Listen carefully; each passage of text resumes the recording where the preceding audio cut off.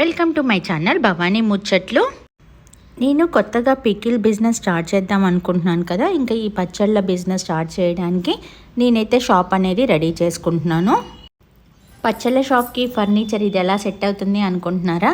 ఇది పచ్చళ్ళ బిజినెస్ది కాదండి, నాది బ్యాంగిల్ షాప్ ఉంది కదా. నేను పైన స్టోర్ రూమ్ లాగా పెట్టుకున్నాను ఈ స్టాండ్స్ అన్నీ. ఇప్పుడు ఇవన్నీ సర్దుకుంటున్నాను.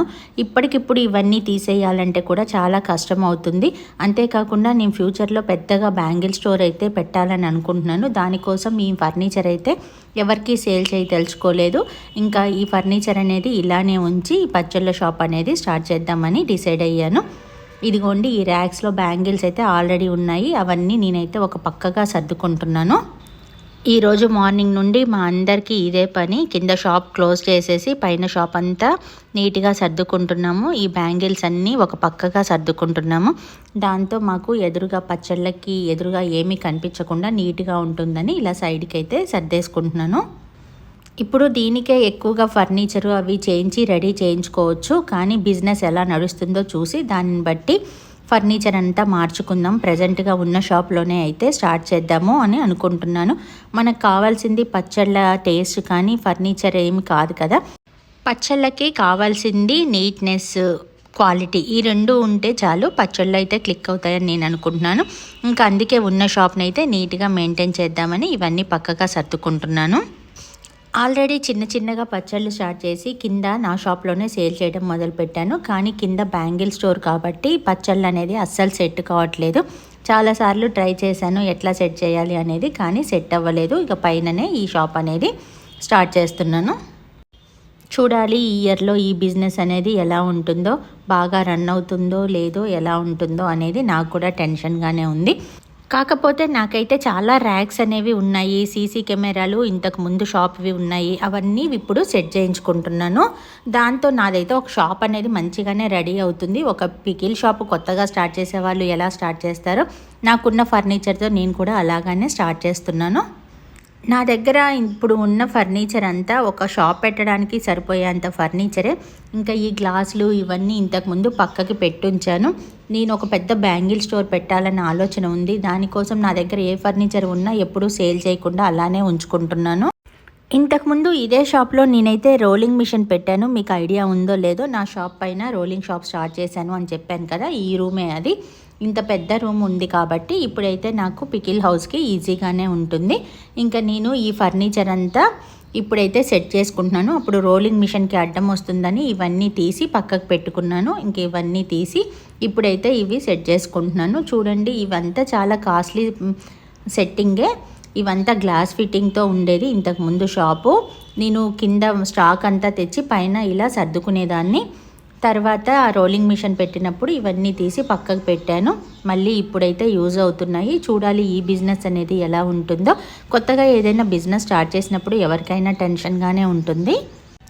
నాది బ్యాంగిల్ షాప్ అయితే మంచిగానే రన్ అవుతుంది. ఇదైతే ఎలా ఉంటుందో చూడాలి. నేను ఏ ఫర్నిచర్ కూడా సేల్ చేయలేదు. చాలామంది అడిగారు ఇవన్నీ పక్కకు పెట్టడం ఎందుకు, మాకు అమ్మేయచ్చు కదా అని చాలాసార్లు అడిగారు. కానీ నాకు ఒక పెద్ద బ్యాంగిల్ స్టోర్ అన్నా పెట్టాలి, లేదా ఇంకా ఫుడ్ బిజినెస్లో అయినా మంచిగా క్లిక్ అవ్వాలి. ఈ ఫర్నిచర్ నేను అమ్మొద్దు, ఒక పెద్ద షాప్ పెట్టినప్పుడు ఇవన్నీ యూజ్ అవుతాయన్న కాన్సెప్ట్తోనే ఇవైతే నేను ఎవ్వరికీ సేల్ చేయలేదు, అలానే ఉంచుకున్నాను. ఇప్పుడైతే ఈ షాప్ అయితే పెట్టడానికి ఫర్నిచర్ కొనకుండానే అన్నీ సెట్ అయిపోయాయి. ఇంకా ఇంతకుముందు సీసీ కెమెరాలు అవి ఉన్నాయి, అవి కూడా సెట్ చేయించుకోవాలి. చూడండి, ఇవన్నీ సర్దేశాక చాలా మంచిగా అనిపించింది నాకైతే.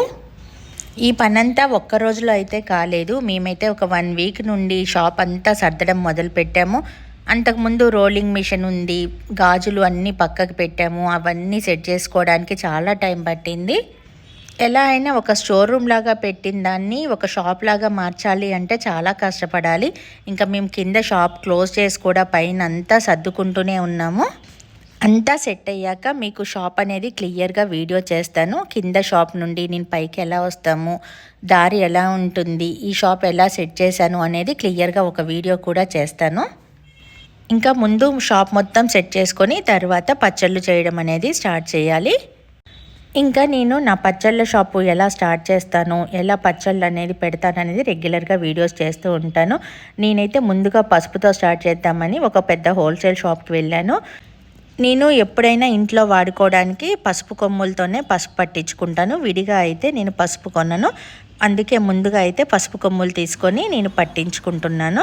కేజీన్నర పసుపు తీసుకున్నాను. నాకు ఇంట్లో కూడా కావాలి కాబట్టి కేజీన్నర పసుపు కొమ్ములు తీసుకొని పసుపు అయితే పట్టించుకున్నాను. నేను రెగ్యులర్గా ఇక్కడే పట్టించుకుంటాను పసుపు కొమ్ములు తీసుకొని. ఏ పనైనా పసుపుతోనే స్టార్ట్ చేస్తారు కదా, అందుకే నేనైతే ముందుగా పసుపు కొమ్ములు తీసుకొని పసుపు అయితే పట్టించుకున్నాను. అంతా మంచి జరగాలని కోరుకుంటూ ఈ బిజినెస్ అయితే స్టార్ట్ చేస్తున్నాను. పసుపు అయితే రెడీ అయిపోయింది. పట్టించిన పసుపుని వెయిట్ చూస్తే కేజీన్నర పసుపు కొమ్ములు కొని నేను పట్టించుకొని వచ్చి వెయిట్ చూసేసరికి నాకైతే కేజీంబావే వచ్చింది. ఎక్కడ తేడా అనేది నాకు అర్థం కాలేదు. తరుగు అనేది పోతుంది అని అంటారు, దాంతో ఒక పావు కిలో అయితే తేడా వచ్చింది. నేను ఇంకా షాప్లోకి పసుపు అనేది ఈ జాడీలో తీసుకొని పక్కన పెట్టుకుంటున్నాను. మిగిలింది ఇంటికి తీసుకెళ్తాను.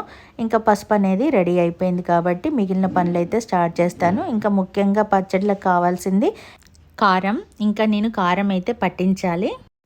నేను ప్రతి సంవత్సరం కారం అనేది ఒక రైతు దగ్గరే కొంటాను. తన నెంబర్ ఉంది, తనకు కాల్ చేస్తే నాకు మిరపకాయలు ఇంటికి తీసుకొచ్చి ఇచ్చి వెళ్తారు. ఇదిగోండి, నేనైతే తనకు ఫోన్ చేస్తే మిరపకాయలు అయితే తీసుకొచ్చి ఇచ్చారు. ఇలా రైతు దగ్గరే కొంటే మనకి లాభము, వాళ్ళకి యూజు.